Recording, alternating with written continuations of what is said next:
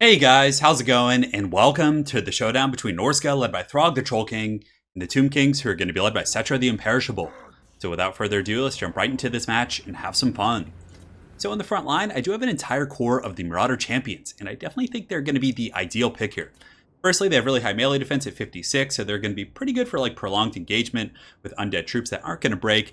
On top of that, pretty good leadership, but most importantly, you don't really need armor piercing in the front line in this matchup. If you look at the Tomb Guard, which are the tankiest of the Tomb King's infantry, they only have 50 armor, so if you're getting great weapons or Marauders with great weapons, you're pretty much wasting your money. So in the entire front line, we got Marauder champions. On the flanks, we do have a couple groups of the Icehorn Marauders. Well, not a couple groups, but we have the Arwars, which are the Icehorn Marauders for standard Marauders, and they're definitely pretty good. Immune to Vigor, good combat stats, definitely cannot complain.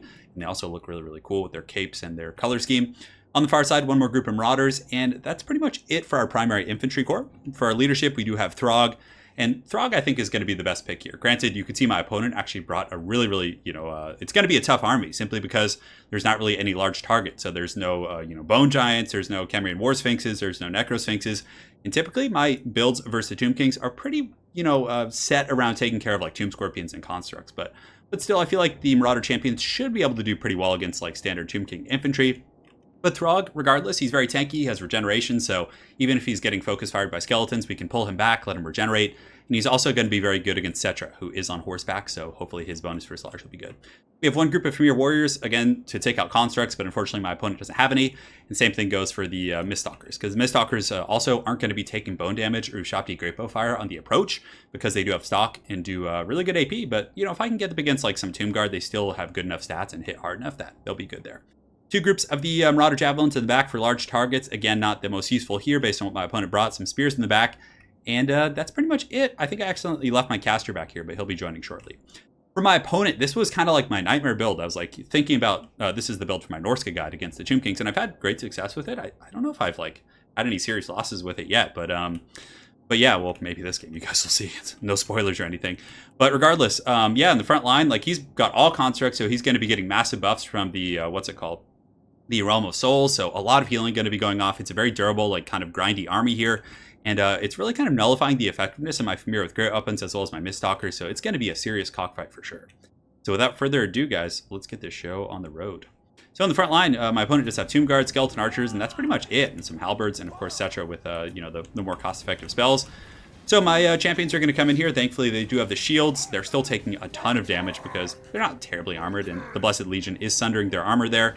Throg's going to throw up on some of the boys here in the front. The skeletons definitely don't like being thrown up on, so three of them do fall. But Throg, I'm just going to charge him in. And, he's pretty tanky, so he should be able to endure. But the King Nikesha Scorpion Legion was braced for the Throg charge. But the champions in here should be able to cut through them pretty quickly. Hopefully, I don't know. They took a lot of damage from the champions on the charge.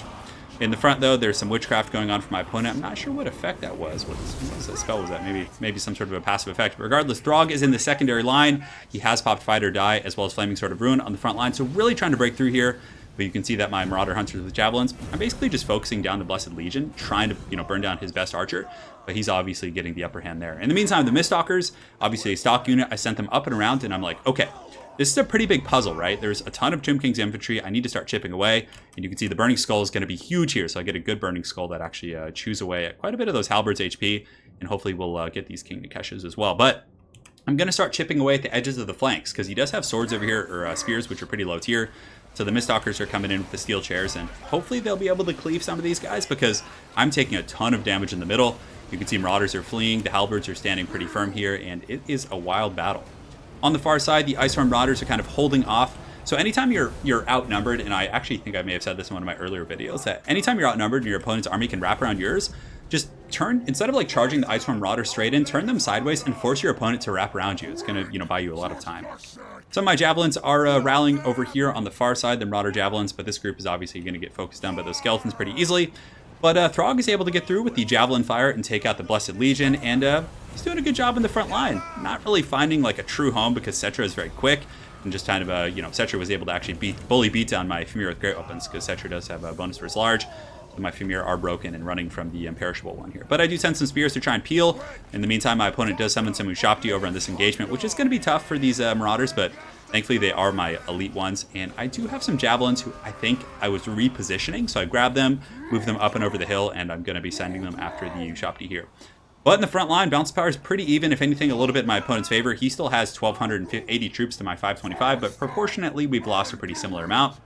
Champions in the front line here, you can see they took minimal damage. They have 79 kills. They just massacred those Tomb Guard and Skeletons. They're definitely paying their dues for the Chaos Gods. And over here, it's a little bit of a slower grind, but it's just a numbers game for my opponent. Can he wear down my champions? Champions are definitely doing pretty good. And yeah, there's a Burning Skull right there that goes on those Skeleton Archers. I don't know if that was worth it. I probably should have waited till he bunched up and did it here, but, you know, I really wanted to get his missile play offline because it was just punishing Throg over here. You can see Throg Daddy's having to strafe right now. Setcher did come back from chasing the Khmer with Garrett Weapons and now lays an absolute whooping on my Bale Fiend right here, but Throg's not going to have any of that. He gets a huge armor-piercing attack right there, applies Frostbite, so Throg doing a really, really good job, especially with the Cascading Fire Cloak, which does give him some armor-piercing damage. So, yeah, the main line fight is going a little bit rough. Champions are breaking here. These ones are holding firm. I did get my Miststalkers up and around, so I disengaged them and re-engaged them.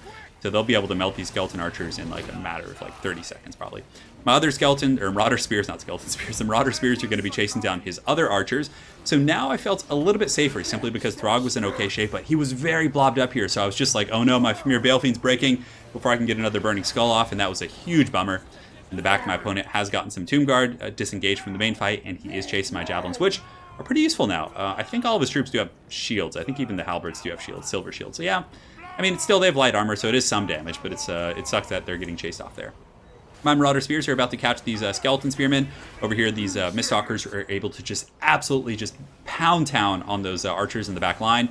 And my opponent did have a massive contingent of Spearmen, which we're fighting over here, who have come back now, so I'm like, oh man, the numbers of my opponent are just relentless, and I'm starting to look a little bit thin, boys. You can see the Miststalkers are going to charge in there and get a rear charge on these Tomb Guard, which is a great engagement for them. You want them to be fighting the non-halberd units, obviously, and they are pretty gangster. But Settra is nearby with anti-large, so Settra is most likely going to pick off a couple of these guys, which is really unfortunate. Bounce power, still pretty even. Not much has changed. A little bit in my opponent's favor still. I do have the Marauder Champions fighting here, and they are at the maximum tier of their rage, so they're going to be getting leadership, physical resist, melee attack. Throg will be engaging with the support of Marauder Champions just to make sure he's not taking the spears head on. And I do detach my Khmer Warriors who had routed over here to come back and help clean up these Tomb Guard who overextended. So a very nice pick here. Tomb Guard are a very, very expensive unit, so I was quite happy about that. In the meantime, though, there's still a ton of stuff. Skeleton Spears, just all kinds of madness. The Miststalkers, they get the Usef's incantation of Desiccation that lowers their melee defense and attack, so they get routed off really quickly by Settra and his horde over here. So that was tough.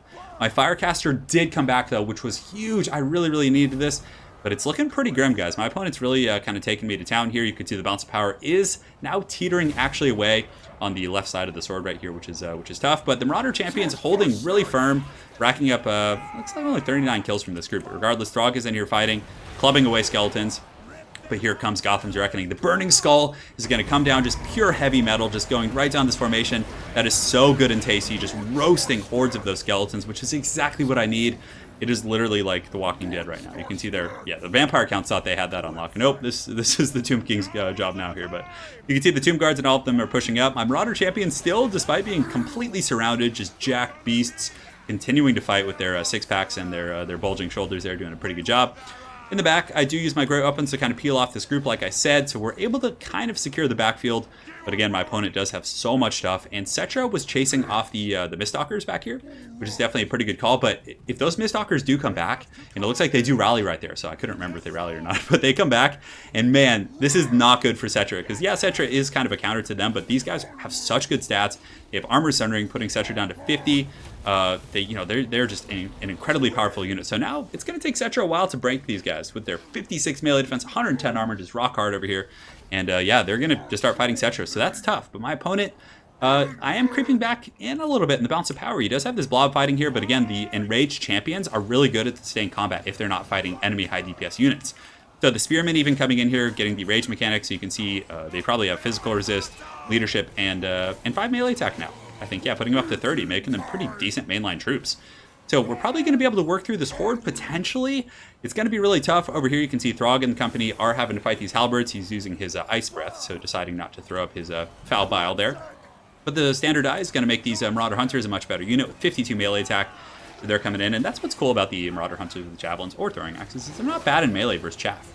So in here, the champions are cleaving through the last of these Tomb Guard. Hopefully we can kind of clear them out here. You can see they're being pushed back by the Savage Burrows here. And yeah, Throg is helping clean up these Tomb Guard, which is good.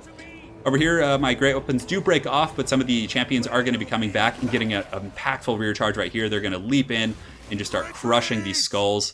Well, probably skulls. I mean, I guess this is probably the easiest skulls they're going to get because they don't actually have to, take things apart. They can just, grab the skull of the fallen Tomb King warrior here. So Khorne's definitely going to be pleased with this engagement. Down here, though, this is still a pitched fight. The Marauder champions and the Spearmen, it looks like one of them did ascend to the next rank of Rage, maybe? Yeah, it was probably the champions here. Yeah, they're rank 2 here, so... but yeah, there's still a ton of skeletons left. Bounce power is back in the middle, and now you can see for the first time in the battle, it's going a little bit in my favor. Over here, though, this is why it's going in my favor, because Cetra, he underestimated by power. The Miststalkers here are still fighting. Even though they're wavering with 12 leadership, they are laying a whooping on Cetra. Yes, Cetra is probably going to win and break them, but at a great cost. You can see every one of these attacks against Cetra is doing decent damage, and that was a really rough situation, that the fact that those guys rallied, and he decided to stay and fight, thinking he could probably kill them quickly. But yeah, they do break -30. They're not going to come back now. They're pretty much done for. But Cetra took a ton of damage. Went from like 2,000. And another Burning Skull coming down, just roasting the hordes of skeletons as they fight my Norscan hordes. And that is going to lead almost all of them to crumbling. And now for the first time in the battle, I'm ahead in the balance of power. You can see the Troll King is going to be pushing down, going after these Tomb Guard who are crumbling. The Famir Balefiend's still alive. So man, what a fight. Just incredibly close. Throg throwing up here. And yeah, we're going to see what happens. Some clubs going down. We got some javelins. Still enough troops to kind of hold, and the Spearmen are really still in good shape with, looks to be like 70 models there, and they have 106 kills themselves, so all of the Norscan infantry really paying their dues. Even though, the great weapons and the Famir didn't do as good, like, man, those Norscan infantry really carried their weight against the Tomb Kings. So I'm able to win that engagement here. This is the final stand of Cetra. He does have some halberds left, but at this point, it's going to be a little bit grim because, again, Throg is regenerating. He's healthy, and here comes the charge. The last charge of the Norscans over the hill with the spears and axes just ready to party. Throg the Troll King coming in as well. Cetra going to prepare a charge, but I will pop fight or die at the last second. And Throg is going to turn and be like, what's up, man? What's cracking? So the Balefiend does sunder the armor. Throg's going to come in for the Alpha Strike here in a moment. Here comes the club over the top with the steel chair. Down goes Cetra the Imperishable, and the hordes of Norsca stand triumphant on the hill. Man, what a game. What a game. And yeah, that build... And again, that's why I think this Norscan build's pretty good, because even if someone does do something like this to you, your Marauder champions are so good against the Tomb King's infantry, the 4 of them, plus the Icehorn and the standard Marauders and stuff, that they can pull the game back in. Granted, there was a few substantial misplays with Cetra over there at the end that I think cost him the game. I think had Cetra been in the main fight, like kind of helping with those big blobs, and also had the blobs had been more like surrounding my infantry, I think that would have been good, because the Burning Skulls got me back in the game pretty hard, as well as the Miststalkers really beating down Cetra over there. But regardless, I mean, it still could have gone either way had Cetra been fighting there. But it was a really close game, very well played to my opponent, Willie Toledo. That was an insane one, man. And yeah, that was pretty stressful to play for sure. But those Marauder champs, 202, 128. And that was against pretty good infantry, like Tomb Guard and Halberds and stuff. But granted, there was a lot of skeleton spears. Yeah, I really liked his build. I think that if you're going to take out like a Norscan build like this is the way to go. Just go super wide. I would maybe go cut like a halberd unit and maybe cut like one Tomb Guard unit and maybe slip in something. I don't know. Maybe like some carrion just to take out the javelin. Well, I don't even know if you care. And I'm trying to think about what I would do.